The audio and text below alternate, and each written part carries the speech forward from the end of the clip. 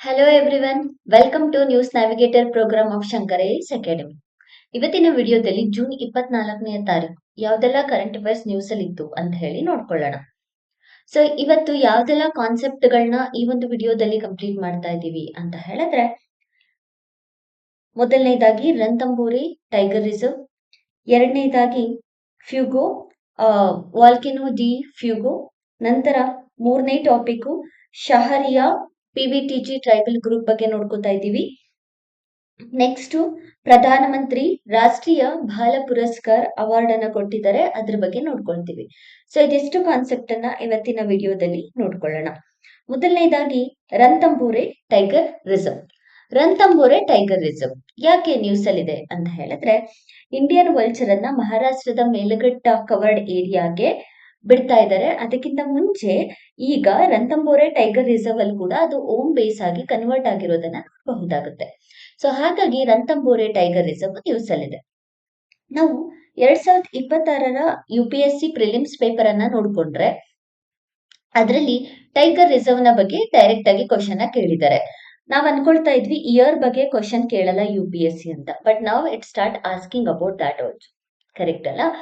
So ರಣಥಂಬೋರೆ tiger reserve ಬಂದ್ಬಿಟ್ಟು ರಾಜಸ್ಥಾನಲ್ಲಿ ಇರೋದು. ನಾವ್ ಇದನ್ನ ರಾಜಸ್ಥಾನಲ್ಲಿ ನೋಡಬಹುದಾಗತ್ತೆ.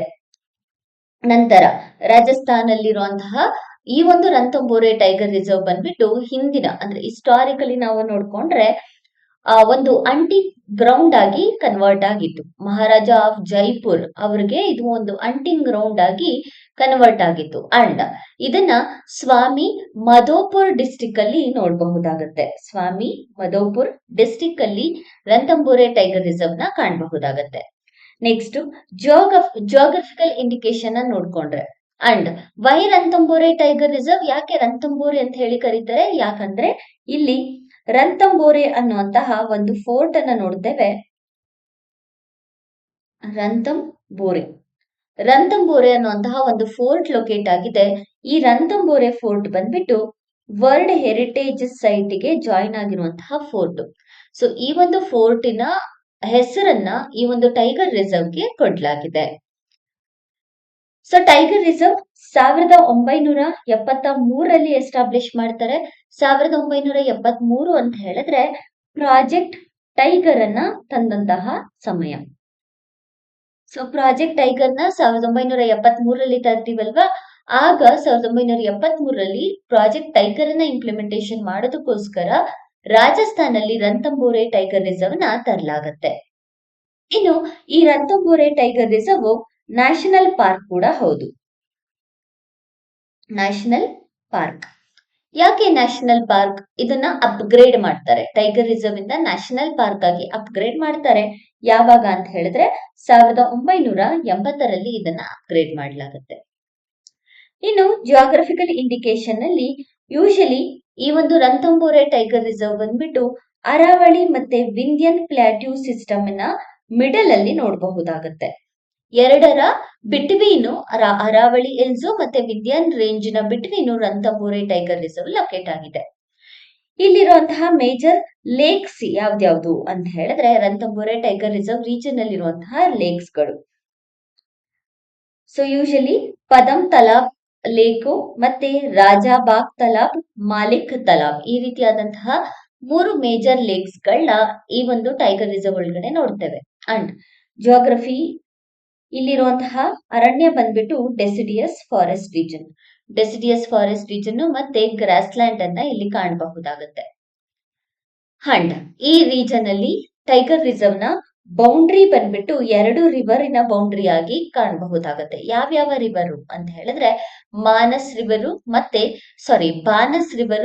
ಚಂಬಲ್ ರಿವರ್ ಅನ್ನ ನಾವಿಲ್ಲಿ ನೋಡಬಹುದು. ನಾರ್ತ್ಗೆ ಬಂದ್ರೆ ಬಾನಸ್ ರಿವರು, ಸೌತ್ಗೆ ಬಂದ್ರೆ ಚಂಬಲ್ ರಿವರ್. ಈ ರೀತಿಯ 2 ಮೇಜರ್ ರಿವರ್ಗಳು ರಣಥಂಬೋರೆ ಟೈಗರ್ ರಿಸರ್ವ್ ಗೆ ಬಾರ್ಡರ್ ಆಗಿರುವುದನ್ನ ಕಾಣಬಹುದಾಗುತ್ತೆ. ಸೊ ಎಕ್ಸಾಮ್ ಅಲ್ಲಿ ಇದರ ಫ್ಲೋರಾ ಮತ್ತೆ ಫೌನಾ ಸಿಸ್ಟಮ್ ಬಗ್ಗೆ ಕೂಡ ಕೇಳುವಂತಹ ಚಾನ್ಸಸ್ ಇರುತ್ತೆ, ಹೌದಲ್ಲ? ಸೊ ಇಲ್ಲಿರುವಂತಹ ಪ್ರಾಣಿಗಳು ಯಾವ್ದ್ಯಾವ್ದು, ಹಾಗೆ ಇಲ್ಲಿರುವಂತಹ ಮೇಜರ್ ಮರಗಳು ಯಾವ್ಯಾವಿದಾವೆ ಅಂತ ಹೇಳ್ಬಿಟ್ಟು ನೋಡ್ಕೊಳ್ಳೋಣ. ಸೊ ವೆಜಿಟೇಷನ್ ಆಲ್ರೆಡಿ ಹೇಳಿದೆ, ಇದು ಡೆಸಿಡಿಯಸ್ ಫಾರೆಸ್ಟ್ ವೆಜಿಟೇಷನ್ ಅಂತ. ಸೊ ಡೆಸಿಡಿಯಸ್ ಫಾರೆಸ್ಟ್ ವೆಜಿಟೇಷನ್ ಜೊತೆಗೆ ಗ್ರೇಸಿ ವಿಡೋಸ್ ಗಳನ್ನ ಇಲ್ಲಿ ನೋಡಬಹುದಾಗುತ್ತೆ. ಕರೆಕ್ಟ್ ಅಲ್ಲ? ನಂತರ ಬೊಟಾನಿಕಲ್ ಡಾಮಿನೆನ್ಸ್ ಅಥವಾ ಟ್ರೀ ಸಿಸ್ಟಮ್ ಅನ್ನ ನೋಡಿದ್ರೆ ಇಲ್ಲಿ ದೋಕ್ ಟ್ರೀ ಅಂತ ಇದೆ, which is a famous tree. Dhok tree ಅನ್ನೋದನ್ನ ನಾವಿಲ್ಲಿ ನೋಡಬಹುದಾಗುತ್ತೆ. ಸೊ ಎಕ್ಸಾಮ್ ಅಲ್ಲಿ ನಮ್ಗೇನಾದ್ರೂ ದೋಕು ಟ್ರೀ ಬಂದ್ಬಿಟ್ಟು ಯಾವ ರೀಜನ್ ಗೆ ಸೇರುತ್ತೆ ಅಥವಾ ಯಾವ ಒಂದು ವೆಜಿಟೇಷನ್ ಪಾರ್ಟಿಗೆ ಸೇರುತ್ತೆ ಅಂತ ಹೇಳಿದ್ರೆ ದೋಕು ಟ್ರೀ ಬಂದ್ಬಿಟ್ಟು ಡೆಸಿಡಿಯಸ್ ಫಾರೆಸ್ಟ್ ರೀಜನ್ ಗೆ ಸೇರುತ್ತೆ. ನಂತರ ಇಲ್ಲಿ ಅಕೇಶಿಯಾ, ಕ್ಯಾಪರಿಸ್ ಮತ್ತೆ ಪೊರಸೊಪಿಸ್ ಅನ್ನುವಂತಹ ಟ್ರೀಸ್ ಗಳನ್ನ ಕೂಡ ನಾವು ನೋಡಬಹುದಾಗುತ್ತೆ. ನೆಕ್ಸ್ಟ್ ಕೀ ವೈಲ್ಡ್ ಲೈಫ್ ಯಾವ್ದ್ಯಾವ್ದಿದೆ ಅಂತ ಹೇಳಿದ್ರೆ ಬೆಂಗಾಲ್ ಟೈಗರ್ ಇದೆ, ಇಂಡಿಯನ್ ಲೆಪರ್ಡ್ಸ್ ಇದೆ, ಕ್ಯಾರೆಕಾಲ್ ಇದೆ, ಜಂಗಲ್ ಕ್ಯಾಟ್ ಇದೆ, ಸ್ಟ್ರಿಪ್ಡ್ ಐನಾ, ಸಾಂಬಾರ್, ಚಿತಾಲ್ ಮತ್ತೆ ಚಿಂಕಾರ ಡೀರ್ಸ್ ಗಳನ್ನ ಕೂಡ ಇಲ್ಲಿ ನೋಡಬಹುದಾಗುತ್ತೆ. ಸೊ ಇದಿಷ್ಟು ಟೈಗರ್ ರಿಸರ್ವ್ ನ ಬಗ್ಗೆ. ರಣಥಂಬೋರೆ ಟೈಗರ್ ರಿಸರ್ವ್ ಎಕ್ಸಾಮ್ ಅಲ್ಲಿ ಕೇಳುವಂತಹ ಚಾನ್ಸಸ್ ಜಾಸ್ತಿನೇ ಇರುತ್ತೆ. ರಣಥಂಬೋರೆ ಟೈಗರ್ ರಿಸರ್ವ್ ನ ಜೊತೆಗೆ ರಾಜಸ್ಥಾನಲ್ಲಿರುವಂತಹ ಬೇರೆ ಬೇರೆ ನ್ಯಾಷನಲ್ ಪಾರ್ಕ್ ಬಗ್ಗೆ ಕೂಡ ಎಕ್ಸಾಮ್ ಅಲ್ಲಿ ಕೇಳುವಂತಹ ಚಾನ್ಸಸ್ ಇರುತ್ತೆ. ಈಗ ಒಂದು ಕ್ವಶನ್ ನೋಡೋಣ. Consider the following statement regarding Ranthambore tiger reserve. It is topographically situated at the geological junction of Aravalli and Vindhyan mountain range. ಇದು ಕರೆಕ್ಟ್ ಆದಂತಹ ಉತ್ತರ. ಸೊ ಅದರ ಎಕ್ಸ್ಪ್ಲನೇಷನ್ ನಾವು ಆಲ್ರೆಡಿ ನೋಡ್ಕೊಂಡ್ವಿ. Next second statement. The reserves is geographically bounded by Chambal to its north and Banas to its south. ಇದು ಉಲ್ಟಾ ಆಗ್ಬೇಕು. ಕರೆಕ್ಟಾ? Chambal south, Chambal river south ಅಲ್ಲಿದೆ, ಬಾನಸ್ ರಿವರ್ ನಾರ್ತ್ ಅಲ್ಲಿದೆ. ಸೊ ಇದು ಉಲ್ಟಾ ಆಗ್ಬೇಕು. ಸೊ ಈ ಸ್ಟೇಟ್ಮೆಂಟ್ ರಾಂಗ್. ಕರೆಕ್ಟ್ ಅಲ್ಲ? ಆಲ್ರೆಡಿ ಅದನ್ನು ಕೂಡ ನಾವು ಎಕ್ಸ್ಪ್ಲನೇಷನ್ ಅಲ್ಲಿ ನೋಡಿದ್ವಿ. ನಾರ್ತ್ ಬೌಂಡ್ರಿ, ಸೌತ್ ಬೌಂಡ್ರಿ ಅಂತ. ನಾರ್ತ್ ಬೌಂಡ್ರಿ ಬಂದು ಬಾನಸ್ ರಿವರ್, ಸೌತ್ ಬೌಂಡ್ರಿ ಬಂದ್ಬಿಟ್ಟು Chambal river. Next, the dominant flora species occupying its boulder strewn plateau is Dhok tree. ಇದು ಕೂಡ ಕರೆಕ್ಟ್. ಸೊ ಆನ್ಸರ್ ಬಂದ್ಬಿಟ್ಟು 1 and 3 only is the right answer. That is option C ಇದಕ್ಕೆ correct ಆದಂತಹ ಉತ್ತರ ಆಗುತ್ತೆ. Next Volcan de Fuego. Volcan de Fuego ಯಾಕೆ news ಅಲ್ಲಿ ಇದೆ ಅಂತ ಹೇಳಿದ್ರೆ ಇದೊಂದು ಆಕ್ಟಿವ್ ವಾಲ್ಕೆನೋ, ಈಗ ಎರಪ್ಟ್ ಆಗಿದೆ, ಅದಕ್ಕೋಸ್ಕರ ವಾಲ್ಕ್ಯಾನ್ ಡಿ ಫ್ಯೂಗೋ ನ್ಯೂಸ್ ಅಲ್ಲಿದೆ. ಸಡನ್ ಎಕ್ಸ್ಪ್ಲೋಸಿವ್ ಆಗಿರೋದ್ರಿಂದ ಹೈ ವಾಲಟೈಲ್ ವಾಲ್ಕ್ಯಾನಿಕ್ ಮೆಟೀರಿಯಲ್ಸ್ ಗಳು ಎರಪ್ಟ್ ಆಗಿದೆ, ಅದಕ್ಕೋಸ್ಕರ ಇದು ನ್ಯೂಸ್ ಅಲ್ಲಿ ಇರೋದನ್ನ ನಾವು ಕಾಣಬಹುದಾಗುತ್ತೆ. ವಾಲ್ಕ್ಯಾನ್ ಡಿ ಫ್ಯೂಗೋ ಅಥವಾ ಫ್ಯೂಗೋ ವಾಲ್ಕೆನೋ ಅಂತ ಕೂಡ ಇದನ್ನ ಕರೀತಾರೆ. ಈ ಫ್ಯೂಗೋ ವಾಲ್ಕೆನೋದ ಮೀನಿಂಗ್ ಏನು ಅಂತ ಹೇಳಿದ್ರೆ ವಾಲ್ಕೆನೋ ಆಫ್ ಫೈರ್ ಅಂತ ಅರ್ಥ. ಅಂದ್ರೆ ತುಂಬಾ ಎಕ್ಸ್ಪ್ಲೋಸಿವ್ ವಾಲ್ಕೆನೋ ಇದು ಅಂತ ಹೇಳಿ ಅರ್ಥ. ವಾಲ್ಕೆನೋ ಆಫ್ ಫೈರ್ ಯಾವ ಲ್ಯಾಂಗ್ವೇಜ್ ಅಲ್ಲಿ ವಾಲ್ಕೆನೋ ಆಫ್ ಫೈರ್ ಅಂತ ಹೇಳಿ ಕರೀತಾರೆ ಅಂತ ಹೇಳಿದ್ರೆ ಸ್ಪ್ಯಾನಿಷ್ ಲ್ಯಾಂಗ್ವೇಜ್ ಅಲ್ಲಿ ವಾಲ್ಕೆನೋ ಆಫ್ ಫೈರ್ ಅಂತ ಹೇಳಿ ಕರೀತಾರೆ. ಅಂಡ್ ಇದನ್ನ ಗ್ವಾಟೆಮಾಲಾದಲ್ಲಿ ಕಾಣಬಹುದಾಗುತ್ತೆ. ಅಂಡ್ ಇದು ಯಂಗ್ ಬಸಾಲ್ಟಿಕ್ ಸ್ಟ್ಯಾಟೋ ವಾಲ್ಕೆನೋ ಅಂತ ಹೇಳಿದ್ರೆ layered volcano and basaltic volcano. Pacific ring of fire ಅಲ್ಲಿ ಈ ಒಂದು ಫ್ಯೂಗೋ ವಾಲ್ಕೆನೋ ರೇಂಜಸ್ ಅನ್ನ ನೋಡಬಹುದಾಗುತ್ತೆ. Usually this is between the Cocos plate and the Caribbean plate. Cocos ಮತ್ತೆ ಕೆರಿಬಿಯನ್ ಪ್ಲೇಟ್ ಏನಿದೆ ಅಲ್ವಾ, ಅದರ ಮಧ್ಯದಲ್ಲಿ ನಾವು ಈ ಒಂದು ಫ್ಯೂಗೋ ವಾಲ್ಕೆನೋವನ್ನ ಕಾಣಬಹುದಾಗುತ್ತೆ. ಇದನ್ನ ಓಪನ್ ವೆಂಟ್ ಸಿಸ್ಟಮ್ ಅಂತ ಹೇಳಿ ಕರೆಯಲಾಗುತ್ತೆ. ಯಾಕೆ ಅಂತ ಹೇಳಿದ್ರೆ ವಾಲ್ಕೆನೋ ಗ್ಯಾಸ್ ಮತ್ತೆ ಮ್ಯಾಗ್ಮಾ ಹೊರಗೆ ಹೋಗೋಕೆ ಒಂದು ಕ್ಲಿಯರ್ ಪಾತ್ ಅನ್ನ ಪ್ರೊವೈಡ್ ಮಾಡುತ್ತೆ, ಅದಕ್ಕೋಸ್ಕರ ಇದನ್ನ ಓಪನ್ ವೆಂಟ್ ಸಿಸ್ಟಮ್ ಅಂತ ಹೇಳಿ ಕರೆಯಲಾಗುತ್ತೆ ಈ ಒಂದು ಫ್ಯೂಗೋ ವಾಲ್ಕೆನೋವನ್ನ. ಸೊ ಫ್ಯೂಗೋ ವಾಲ್ಕೆನೋ ಬಗ್ಗೆ strato volcano, basaltic volcano and most explosive volcano ಅಂತ ಹೇಳಿ ಗೊತ್ತಿರ್ಬೇಕಾಗತ್ತೆ. ಸುಮಾರು ವರ್ಷಗಳಿಂದ ಆಕ್ಟಿವ್ ಆಗಿ ವಾಲ್ಕ್ಯಾನಿಕ್ ಎರಪ್ಷನ್ ಆಕ್ಟಿವಿಟೀಸ್ ಅನ್ನ ನಡೆಸ್ತಾ ಇದೆ. ಸೊ ಲಾಸ್ಟ್ ವಾಲ್ಕ್ಯಾನಿಕ್ ಎರಪ್ಷನ್ ಆದಾಗ ಮೇಜರ್ ಹ್ಯೂಮನ್ ಹ್ಯಾಬಿಟಾಟ್ ರೀಜನ್ಸ್ ಅನ್ನ ಇದು ಆಕ್ಯುಪೈ ಮಾಡಿತ್ತು. Most impacted volcano Fuego volcano. Next ಈ ಒಂದು ಫ್ಯೂಗೋ ವಾಲ್ಕೆನೋ ಬಗ್ಗೆ ಒಂದು ಕ್ವಶನ್ ಅನ್ನ ನೋಡ್ಕೊಳ್ಳೋಣ. With reference to global volcanism and plate tectonic, Consider the following statement regarding volcanic Deep Fuego. It is a basaltic stratovolcano forming a part of Central America volcanic arc. ಇದು ಸರಿಯಾದ option. Next, the volcano is subduction driven situated along the boundary between the Cocos Plate and the Caribbean Plate. Already explanation ಇಲ್ಲಿ ನೋಡ್ಕೊಂಡ್ವಿ. Correct ಅಲ್ವಾ? ಕೊಕೋಸ್ ಮತ್ತೆ Caribbean ಪ್ಲೇಟಿನ ನಡುವೆ ಇದೆ ಅಂತ. So ಕೊಕೋಸ್ plate ಮತ್ತೆ Caribbean plate ಸಬ್ಡಕ್ಷನ್ zone ಅಲ್ಲಿ ನಾವು ಈ ಒಂದು ರೀಜನ್ ಅನ್ನ ನೋಡಬಹುದಾಗುತ್ತೆ. ಮೂರನೇದು, it's open vent system prevents frequent small pressure releases causing it to remain completely dormant for centuries between the single massive explosion. ಈ ಸ್ಟೇಟ್ಮೆಂಟ್ ರಾಂಗ್. ಆನ್ಸರ್ ಬಂದು 1 and 2 only. ಇದು most active volcano. Obviously ಈ statement wrong ಇರುತ್ತೆ. ಕರೆಕ್ಟಾ? And it is providing a clear path. So ಹಾಗಾಗಿ third statement wrong. Third statement wrong ಅಂತ ಹೇಳಿದ್ರೆ answer ಬಂದು 1 and 2 only is the right answer ಈ ಒಂದು ಕ್ವಶನ್ಗೆ. Next, Sahariya particularly vulnerable tribal group. So Sahariya particularly vulnerable tribal groups ಯಾಕೆ news ಅಲ್ಲಿ ಇದೆ ಅಂತ ಹೇಳಿದ್ರೆ, ಇತ್ತೀಚೆಗೆ ಪ್ರೆಸಿಡೆಂಟ್ ಅವರು ಕುನೋ ನ್ಯಾಷನಲ್ ಪಾರ್ಕ್ ಅನ್ನ ವಿಸಿಟ್ ಮಾಡಿದಾಗ, ಎಲ್ಲಿದೆ ಕುನೋ ನ್ಯಾಷನಲ್ ಪಾರ್ಕ್? ಮಧ್ಯಪ್ರದೇಶಲ್ಲಿ ಇರೋದು. ಸೊ ಮಧ್ಯಪ್ರದೇಶದಲ್ಲಿರುವಂತಹ ಕುನೋ ನ್ಯಾಷನಲ್ ಪಾರ್ಕ್ ಅನ್ನ ವಿಸಿಟ್ ಮಾಡಿದಾಗ ಅವರು ಡೈರೆಕ್ಟ್ ಆಗಿ ಚೀತಾ ಮಿತ್ರಾಸ್ಗಳ, ಅಂದ್ರೆ ಚೀತಾ ಮಿತ್ರಾಸ್ ಅಂತ ಹೇಳಿದ್ರೆ ಚೀತಾಗಳನ್ನ, ಅಂದ್ರೆ ನಾವೇನು ಪ್ರಾಜೆಕ್ಟ್ ಚೀತಾವನ್ನ ತಗೊಂಡ್ಬಂದ್ವಿ, ಅದಾದ್ಮೇಲೆ ಚೀತಾ ಪಾಪ್ಯುಲೇಷನ್ ಮತ್ತೆ ಸಾಯೋದಕ್ಕೆ ಸ್ಟಾರ್ಟ್ ಆಯ್ತು, ಮೊರ್ಟಾಲಿಟಿ ರೇಟು ಜಾಸ್ತಿ ಆಗೋದಕ್ಕೆ ಸ್ಟಾರ್ಟ್ ಆಯ್ತು. ಕರೆಕ್ಟ್ ಅಲ್ವಾ? ಸೊ ಆ ಸಮಯದಲ್ಲಿ ಚೀತಾ ಮಿತ್ರಾಸ್ ಅನ್ನ ತಗೊಂಡ್ಬಂದ್ಬಿಟ್ಟು ಚೀತಾ ಪ್ರೊಟೆಕ್ಷನ್ ಗೆ ಅವರನ್ನ ಐರ್ನ ಮಾಡಲಾಗುತ್ತೆ. ಸೊ ಆ ಚೀತಾ ಮಿತ್ರಾಸ್ಗಳು ಮಧ್ಯಪ್ರದೇಶಿನ ಇಂಡಿಜಿನಿಯಸ್ ಟ್ರೈಬ್ಸ್ ಆಗಿರುವಂತಹ ಸಹರಿಯಾ ಟ್ರೈಬ್ಸ್ ಗಳು. ಸೊ ಪ್ರೆಸಿಡೆಂಟ್ ಅವರು ಅವ್ರಿಗೆ ಥ್ಯಾಂಕ್ಸ್ ಹೇಳಿದ್ದಾರೆ ಮತ್ತೆ ಅವ್ರಿಗೆ ಕಂಗ್ರಾಚುಲೇಟ್ ಮಾಡಿದ್ದಾರೆ. ಚೀತಾ ಮಿತ್ರಾಸ್ ಗಳ ಸಹಾಯದಿಂದ ಭಾರತದಲ್ಲಿ ಚೀತಾ ಪಾಪ್ಯುಲೇಷನ್ ಒಂದು ಮೆಚೂರ್ಡ್ ಸ್ಟೇಜ್ ಗೆ ಬಂದು ನಿಂತಿದೆ ಅಂತ ಹೇಳ್ಬಿಟ್ಟು. ಸೊ ಹಾಗಾಗಿ Sahariya particularly vulnerable tribal groups news ಅಲ್ಲಿ ಇರೋದನ್ನ ನಾವು ಕಾಣಬಹುದಾಗುತ್ತೆ. ಸೊ ಈ ಟ್ರೈಬಲ್ ಗ್ರೂಪ್ಸ್ ಗೆ ಭಾರತದ 75 ಪರ್ಟಿಕ್ಯುಲರ್ಲಿ ವಲ್ನರೇಬಲ್ ಟ್ರೈಬಲ್ ಗ್ರೂಪ್ಸ್ ನ ಜೊತೆಗೆ ಈ ಸಹರಿಯಾ ಟ್ರೈಬಲ್ ಗ್ರೂಪ್ಸ್ ಕೂಡ one of the tribes. So usually tribal welfare interventions ಗೋಸ್ಕರ ಪರ್ಟಿಕ್ಯುಲರ್ಲಿ ವಲ್ನರೇಬಲ್ ಟ್ರೈಬಲ್ ಗ್ರೂಪ್ ಅನ್ನ ಇಂಟ್ರೊಡ್ಯೂಸ್ ಮಾಡಲಾಗಿದೆ. ಸೊ ಈ ಟ್ರೈಬಲ್ಸ್ ಗಳಿಗೆ ಬೇರೆ ಬೇರೆ ನೇಮ್ಸ್ ಗಳನ್ನ ಕೂಡ ಕರೆಯಲಾಗುತ್ತೆ. ಯಾವ್ಯಾವ ರೀತಿಯ ನೇಮ್ಸ್ ಗಳನ್ನ ಕರೀತಾರೆ ಅಂದ್ರೆ ಸಹರಿಯಾ ಮಾತ್ರ ಅಲ್ಲ, ಈವನ್ ಇವರನ್ನ ಸೈರ್ ಅಂತ ಕೂಡ ಕರೀತಾರೆ ಲೋಕಲಿ, SAIR ಸೈರ್, ಮತ್ತೆ ಸವಾರ್ ಅಂತ ಕೂಡ ಕರೆಯಲಾಗುತ್ತೆ. ನಂತರ ಸೋನಾರ್ ಅಂತ ಕೂಡ ಕರೆಯಲಾಗುತ್ತೆ. ನೆಕ್ಸ್ಟ್ ಸಾರಾ ಅಂತ ಕೂಡ ಕರೆಯಲಾಗುತ್ತೆ. ಸೊ ಈ ರೀತಿಯಾದಂತಹ ಹಲವಾರು ನೇಮ್ಸ್ ಗಳಿಂದ ಈ ಸಹರಿಯಾ ಟ್ರೈಬಲ್ ಗ್ರೂಪ್ಸ್ ಗಳನ್ನ ಕರೆಯಲಾಗುತ್ತೆ. ಯೂಶಲಿ ಈ ಸಹರಿಯಾ ಟ್ರೈಬಲ್ ಗ್ರೂಪ್ಸ್ ಯಾವ ರೀಜನ್ಸ್ ಅಲ್ಲಿ ಇದ್ದಾರೆ ಅಂತ ಹೇಳಿದ್ರೆ, ರಾಜಸ್ಥಾನ್ ಮತ್ತೆ ಮಹಾರಾಷ್ಟ್ರದ ಬಾರ್ಡರ್ ಅಲ್ಲಿ, ಮಧ್ಯಪ್ರದೇಶದ ಬಾರ್ಡರ್ ಅಲ್ಲಿ ಈ ಒಂದು ಟ್ರೈಬಲ್ ಗ್ರೂಪ್ಸ್ ಅನ್ನ ನಾವು ಕಾಣಬಹುದಾಗತ್ತೆ. ರಾಜಸ್ಥಾನ್ ಮತ್ತೆ ಮಧ್ಯಪ್ರದೇಶದ ಬಿಟ್ವೀನ್ ಬೌಂಡ್ರೀಸ್ ಅಲ್ಲಿ ಈ ಒಂದು ಟ್ರೈಬಲ್ ಗ್ರೂಪ್ ಅನ್ನ ನಾವು ಕಾಣಬಹುದಾಗತ್ತೆ.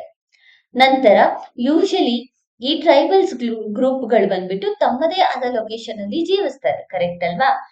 ಆ ಲೊಕೇಶನ್ ಅಲ್ಲಿ ಕ್ಲಸ್ಟರ್ಸ್ ಗಳನ್ನ ಕ್ರಿಯೇಟ್ ಮಾಡ್ತಾರೆ. ಸೊ ಯೂಶಲಿ ಈ ಕ್ಲಸ್ಟರ್ಸ್ ಅಲ್ಲಿ ಅವರ ಮನೆಗಳು ಹೇಗಿರುತ್ತೆ ಅಂತ ಹೇಳಿದ್ರೆ, ಮನೆಗಳು ಯೂಶಲಿ ಸ್ಟೋನ್ಸ್ ಇಂದ ಕನ್ಸ್ಟ್ರಕ್ಷನ್ ಮಾಡಿರ್ತಾರೆ ಅಂಡ್ ರೂಫ್ ಕೂಡ ಸ್ಟೋನ್ ಸ್ಲ್ಯಾಬ್ಸ್ ಇಂದಾನೆ ಮಾಡ್ತಾರೆ. ಈ ರೀತಿಯಾದಂತಹ ರೂಫ್ ಸ್ಲ್ಯಾಬಿನ ಸ್ಟೋನ್ ರೂಫ್ ಮತ್ತೆ ಸ್ಟೋನ್ ಇಂದ ಕಟ್ಟಿರುವಂತಹ ಮನೆಗಳನ್ನ ಪತೋರೆ ಅಂತ ಹೇಳಿ ಕರೆಯಲಾಗತ್ತೆ. ಪತೋರೆ ಅಂತ ಹೇಳ್ಬಿಟ್ಟು ಕರೆಯಲಾಗತ್ತೆ. ಸೊ ಈ ನೇಮ್ ಕೂಡ ನೆನಪಿರ್ಬೇಕು. ಅಂಡ್ ಬರೀ ಬೋಲ್ಡರ್ಸ್ ಇಂದ ಅಥವಾ ಸ್ಟೋನ್ಸ್ ಇಂದ ಮಾತ್ರ ಅಲ್ಲ, ಈವನ್ ಕೆಲವೊಂದು ರೀಜನ್ಸ್ ಅಲ್ಲಿ ಮಣ್ಣನ್ನ ಯೂಸ್ ಮಾಡಿ ಕೂಡ ಅವರು ಮನೆಗಳನ್ನ ಕಟ್ಕೊಂಡಿರ್ತಾರೆ. ಲೋಕಲಿ ಪತೋರೆ ಅಂತ ಹೇಳ್ಬಿಟ್ಟು ಕರೀತಾರೆ. ಇದನ್ನ ನೆನ್ಪಿಟ್ಕೊಳ್ಳಿ. ಅಂಡ್ ಇವ್ರಿಗೆ ಯಾವುದೇ ರೀತಿಯಾದಂತಹ ಪರ್ಟಿಕ್ಯುಲರ್ ಲ್ಯಾಂಗ್ವೇಜ್ ಇಲ್ಲ, ಇದ್ದಿದ್ರು ಕೂಡ ಅದು ಅಳಿಸೋಗಿದೆ. ಈಗ ಲೋಕಲ್ ಲ್ಯಾಂಗ್ವೇಜ್ ಅನ್ನೇ ಯೂಸ್ ಮಾಡ್ತಾ ಇದ್ದಾರೆ. ಇವರ ರಿಲಿಜಿಯನ್ ಬಂದ್ಬಿಟ್ಟು ಹಿಂದೂಯಿಸಮ್. ಯೂಶಲಿ ಭವಾನಿ ದೇವರಾಗಿರುವಂತಹ ಭವಾನಿ ಮತ್ತೆ ಗೊಂಡ ದೇವತಾ ಮತ್ತೆ ಬಿಜಾಸುರನ್ನ ಪೂಜಿಸ್ತಾರೆ ಈ ಒಂದು ಪರ್ಟಿಕ್ಯುಲರ್ ಟ್ರೈಬಲ್ ಗ್ರೂಪ್ಸ್. ಯಾರು? ಸಹರಿಯಾ ಟ್ರೈಬಲ್ ಗ್ರೂಪ್ಸ್ ಗಳು ಈ ರೀತಿಯಾದಂತಹ ದೇವತೆಗಳನ್ನ ಪೂಜಿಸೋದನ್ನ ನಾವು ಕಾಣಬಹುದಾಗತ್ತೆ. ಅದ್ರ ಜೊತೆಯಲ್ಲಿ ಇವರಿಗೆ ಡಿಫ್ರೆಂಟ್ ಅಂದ್ರೆ ಅವರ ಪೊಸಿಷನ್ ಮೇಲೆ ಅಥವಾ ಅವ್ರು ಮಾಡುವಂತಹ ಕೆಲಸದ ಮೇಲೆ ಈ ಒಂದು ಸಹರಿಯಾ ಗ್ರೂಪ್ ಅನ್ನ ಬೇರೆ ಬೇರೆ ರೀಜನ್ಸ್ ಅಲ್ಲಿ ಅಂದ್ರೆ ಅವರ ಆಕ್ಯುಪೇಷನ್ಸ್ ಮೇಲೆ ಸಬ್ ಟ್ರೈಬ್ಸ್ ಆಗಿ ಡಿವೈಡ್ ಮಾಡಿದ್ದಾರೆ. ಯೂಶಲಿ ಜಾತಿಗಳು ಅಂತ ಹೇಳಿ ನಾವು ಕರಿತೀವಲ್ವಾ, ಆ ರೀತಿ ಡಿವೈಡ್ ಮಾಡಿದ್ದಾರೆ. ಯಾವ್ದೆಲ್ಲ ಸಬ್ ಡಿವಿಷನ್ಸ್ ಇದೆ ಅಂತ ಹೇಳಿ ನೋಡೋಣ. ಮೊದಲನೇದಾಗಿ ಜಾತಿ. ಜಾತಿ ಅಂತ ಹೇಳಿದ್ರೆ ಅಗ್ರೇರಿಯನ್ ಅಥವಾ ಅಗ್ರಿಕಲ್ಚರಲ್ ರೀಜನ್ಸ್ ಅಲ್ಲಿ ವರ್ಕ್ ಮಾಡ್ತಿರ್ತಾರಲ್ವಾ, ಆ ಒಂದು ಟ್ರೈಬಲ್ ಗ್ರೂಪ್ ಅನ್ನ ಜಾತಿ ಅಂತ ಹೇಳಿ ಕರೀತಾರೆ. ಯೂಶಲಿ ಸೆಟಲ್ಡ್ ಫಾರ್ಮರ್ಸ್ ಗಳಾಗಿರ್ತಾರೆ. ಎರಡನೇದಾಗಿ ಅರ್ಸಿ. ಅರ್ಸಿ ಅಂತ ಹೇಳಿದ್ರೆ ಟೆಕ್ಸ್ಟೈಲ್ ಅಂದ್ರೆ ವೀವರ್ಸ್ ಇರ್ತಾರಲ್ಲ, ಅವರಿಗೆ ಅರ್ಸಿ ಅಂತ ಹೇಳಿ ಕರೀತಾರೆ. ಮೂರನೇದು ಮುಲಿ. ಮುಲಿ ಅಂತ ಹೇಳಿದ್ರೆ ಆರ್ಟಿಸನ್ಸ್ ಮತ್ತೆ ಫ್ಯಾಬ್ರಿಕೇಟರ್ಸ್, ಅವ್ರನ್ನ ಐರನ್ ವರ್ಕರ್ಸ್ ಇರ್ತಾರಲ್ವಾ, ಅವ್ರನ್ನ ಮುಲಿ ಅಂತ ಹೇಳಿ ಕರೀತಾರೆ. Next Kindle. ಕಿಂಡಲ್ ಅಂತ ಕೂಡ ಕರೀತಾರೆ ಅಥವಾ ಕಿಂಡ ಅಂತ ಕೂಡ ಕರೀತಾರೆ. ಕಿಂಡ ಬಂದ್ಬಿಟ್ಟು ಬ್ಯಾಸ್ಕೆಟ್ ಮೇಕರ್ಸ್, ಬುಟ್ಟಿಗಳನ್ನ ಎಣಿತಾರಲ್ವಾ, ಅವರು ಕಿಂಡ. ನೆಕ್ಸ್ಟ್ ಕುಂಬಿ. ಕುಂಬಿ ಬಂದ್ಬಿಟ್ಟು ಪಾಟರ್ಸ್ ಅಂದ್ರೆ ಮಡಿಕೆಯನ್ನ ಮಾಡ್ತಾರಲ್ವಾ ಅವರು. So based on there occupation ಮೇಲೆ ಈ ಸಹರಿಯಾ ಟ್ರೈಬ್ಸ್ ಅಲ್ಲೂ ಕೂಡ ಸಬ್ ಟ್ರೈಬಲ್ಸ್ ಗಳನ್ನ ಕ್ರಿಯೇಟ್ ನ ಮಾಡಲಾಗಿದೆ. ಯಾವ್ದ್ಯಾವ್ದು? ಜಾತಿ, ಅರ್ಸಿ, ಮುಲಿ, ಕಿಂಡ ಅಥವಾ ಕಿಂಡಲ್ ಮತ್ತೆ ಕುಂಬಿ. ನೆಕ್ಸ್ಟ್ ಒಂದ್ ಕ್ವಶನ್ ನೋಡ್ಕೊಳ್ಳೋಣ. The terms Sehrana, Pathore, Swang recently seen in news are intimately associated with the which of the tribal communities? ಯಾವುದಕ್ಕೆ ಸೇರುತ್ತೆ? Sahariya tribe of central India, ಮಧ್ಯಪ್ರದೇಶಲ್ಲಿ ಇದಾರಲ್ವಾ, ಸೊ ಸೆಂಟ್ರಲ್ ಇಂಡಿಯಾದಲ್ಲಿ ನಾವು ಈ ಒಂದು ಸೆಹರಾನ್, ಪತೋರೆ, ಸ್ವಾಂಗ್ ಅನ್ನುವಂತಹ ವರ್ಣನ ನೋಡ್ತೀವಿ. ಯಾವ ಗುಂಪಿಗೆ ಸೇರಿದೆ? ಸಹರಿಯಾ ಗುಂಪಿಗೆ ಸೇರಿದೆ. ನೆಕ್ಸ್ಟ್ ಪ್ರಧಾನ ಮಂತ್ರಿ ರಾಷ್ಟ್ರೀಯ ಬಾಲ ಪುರಸ್ಕಾರ್.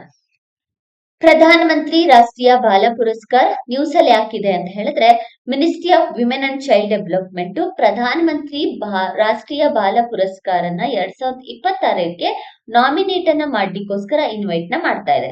ಅದಕ್ಕೋಸ್ಕರ ನ್ಯೂಸ್ ಅಲ್ಲಿದೆ. ಮಕ್ಕಳಿಗೋಸ್ಕರ ತಂದಿರುವಂತಹ ಒಂದು highest civilian child honour award Pradhan Mantri ರಾಷ್ಟ್ರೀಯ ಬಾಲ ಪುರಸ್ಕಾರ. ಸೊ ಪ್ರೆಸಿಡೆಂಟ್ ಕಡೆಯಿಂದ ವರ್ಷಕ್ಕೊಂದು ಸಲ ಈ ಒಂದು ಅವಾರ್ಡ್ ಅನ್ನ ಕೊಡ್ಲಾಗುತ್ತೆ. ಯಾವ ದಿನ ಕೊಡ್ತಾರೆ ಅಂತ ಹೇಳಿದ್ರೆ, ವೀರ ಬಾಲ ದಿವಸ್ ದಿನ ಕೊಡ್ತಾರೆ. ವೀರ ಬಾಲ ದಿವಸ್ ಅನ್ನ ಪ್ರತಿ ವರ್ಷ ಡಿಸೆಂಬರ್ 26ನೇ ತಾರೀಕು ಸೆಲೆಬ್ರೇಟ್ ನ ಮಾಡ್ಲಾಗತ್ತೆ. ಅವತ್ತಿನ ದಿನ ಪ್ರೆಸಿಡೆಂಟ್ ಯಾವ ಯಾವ ಮಕ್ಕಳು ಫೀಲ್ಡ್ಸ್ ಅಲ್ಲಿ ತಮ್ಮದೇ ಆದ ಫೀಲ್ಡ್ ಅಲ್ಲಿ ಅಚೀವ್ಮೆಂಟ್ ಮಾಡಿರ್ತಾರೆ, ಅವರಿಗೆ ಈ ಒಂದು ಅವಾರ್ಡ್ ಅನ್ನ ಕೊಡ್ಲಾಗತ್ತೆ. ಸೊ ಯೂಶಲಿ ಯಾವ ಯಾವ ಫೀಲ್ಡ್ ಅನ್ನ ಇಲ್ಲಿ ಕನ್ಸಿಡರ್ ಮಾಡಲಾಗ್ತಿದೆ ಅಂತ ಹೇಳಿದ್ರೆ, ಬ್ರೇವರಿಯನ್ನ ಕನ್ಸಿಡರ್ ಮಾಡ್ತಾರೆ. ಒಟ್ಟು 6 ಕ್ಯಾರೆಕ್ಟರಿಸ್ಟಿಕ್ ಅನ್ನ ತಗೊಂಡಿದ್ದಾರೆ. Bravery, social service, environment, sports, art and culture, science and technology. ಈ ರೀತಿಯಾದಂತಹ 6 ಫೀಲ್ಡ್ ಅಲ್ಲಿ ಈ ಒಂದು ಅವಾರ್ಡ್ ಅನ್ನ ಕೊಡ್ಲಾಗುತ್ತೆ. ಸೊ ಅವಾರ್ಡಿನ ಜೊತೆಯಲ್ಲಿ ಏನೇನೆಲ್ಲ ಇರುತ್ತೆ ಅಂತ ಹೇಳಿದ್ರೆ, ಈ ಅವಾರ್ಡಿನ ಜೊತೆಯಲ್ಲಿ 1 ಲಕ್ಷ ಅಮೌಂಟ್ ಅನ್ನ ಕೂಡ ಕೊಡ್ಲಾಗುತ್ತೆ, ಮೆಡಲ್ ಅನ್ನ ಕೊಡ್ತಾರೆ, ಮತ್ತೆ ಒಂದು ಸರ್ಟಿಫಿಕೇಟ್ ಅನ್ನ ಕೂಡ ಕೊಡ್ಲಾಗುತ್ತೆ.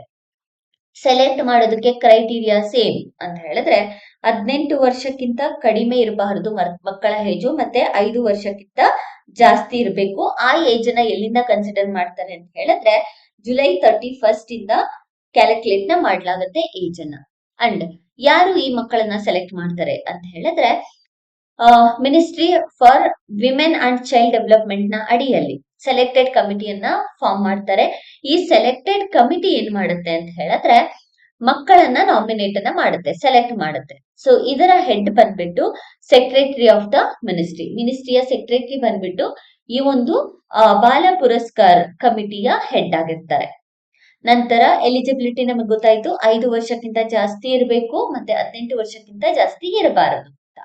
ನೆಕ್ಸ್ಟ್ ಅವಾರ್ಡ್, ಒಟ್ಟು 25 ಅವಾರ್ಡ್ಗಳನ್ನ ಕೊಡ್ತಾರೆ ಒಂದು ಸಲ, ಅಥವಾ ಅದಕ್ಕಿಂತ ಜಾಸ್ತಿ ಕೂಡ ಕೊಡ್ಬೋದು ಬೇಸ್ಡ್ ಆನ್ ದ ಕ್ರೈಟೀರಿಯಾ. ಇದು ಯೂಶಲಿ ಡಿಸ್ಕ್ರಿಷನರಿ ಪವರ್, ಇಷ್ಟೇ ಇರ್ಬೇಕಂತೇನಿಲ್ಲ. ಬೇಸ್ ಲೈನ್ ಬಂದು 25 ಅವಾರ್ಡ್ಸ್ ಅಂತ. 1 ಲಕ್ಷ ಕೊಡ್ತಾರೆ, ಸರ್ಟಿಫಿಕೇಟ್ ಮತ್ತೆ ಮೆಡಲ್ ಅನ್ನು ಕೂಡ ಕೊಡ್ಲಾಗುತ್ತೆ ಈ ಒಂದು ಪುರಸ್ಕಾರದ ಅಡಿಯಲ್ಲಿ. ನೆಕ್ಸ್ಟ್ ಇದ್ರ ಮೇಲೆ ಒಂದು ಕ್ವಶನ್ ನ ನೋಡ್ಕೊಳ್ಳೋಣ. ಕ್ವಶನ್ ಬಂದು, consider the following statement regarding the Pradhan Mantri ರಾಷ್ಟ್ರೀಯ ಬಾಲ ಪುರಸ್ಕಾರ. It is the nation's highest civilian honor for children and is presented annually by Prime Minister of India. Prime Minister of India ಅಲ್ಲ, President of India. So first statement wrong. So first statement wrong ಅಂದ್ರೆ answer ಬಂದು 2 and 3 only. So answer ನ ನೋಡ್ಕೊಳ್ಳೋಣ. The awards are conferred on Veer Bal Divas to commemorate the martyrdom of Sahibzadas of Guru Gobind Singh Ji. ಇದು ಸರಿಯಾದ ಉತ್ತರ. Usually December 26 ಏನಿದೆ ಅಲ್ವಾ, ವೀರ ಬಾಲ ದಿವಸ್ ಅಂತ ಇದೆ ಅಲ್ಲ, ಆ ವೀರ ಬಾಲ ದಿವಸ್ ಅನ್ನ ಸಾಹಿಬ್ಜಾದ ಜೊರಾವರ್ ಸಿಂಗ್ ಅವರ ಮತ್ತೆ ಸಾಹಿಬ್ಜಾದ ಫತೇ ಸಿಂಗ್ ಅವರ ನೆನಪಿಗೋಸ್ಕರ ಸೆಲೆಬ್ರೇಟ್ ನ ಮಾಡಲಾಗುತ್ತೆ. So second statement correct.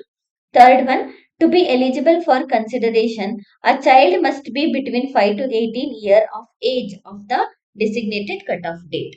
ಇದು ಕೂಡ ಸರಿಯಾದ ಉತ್ತರ. ಸೊ ಆನ್ಸರ್ ಬಂದು 2 and 3 only is the right answer for this particular question. So ಇದಿಷ್ಟು ಜೂನ್ 24ನೇ ತಾರೀಕು ಕರೆಂಟ್ ಅಫೇರ್ಸ್ ಅಲ್ಲಿ ಇದ್ದಂತಹ ಮೇಜರ್ ಕಾನ್ಸೆಪ್ಟ್ಗಳು. ಇದೇ ರೀತಿಯಾದಂತಹ ಹೆಚ್ಚಿನ ವಿಡಿಯೋಸ್ಗಾಗಿ ನಮ್ಮ ಚಾನೆಲ್ ನ ಶೇರ್ ಮಾಡಿ ಮತ್ತೆ ಸಬ್ಸ್ಕ್ರೈಬ್ ಮಾಡಿ. Thank you for watching.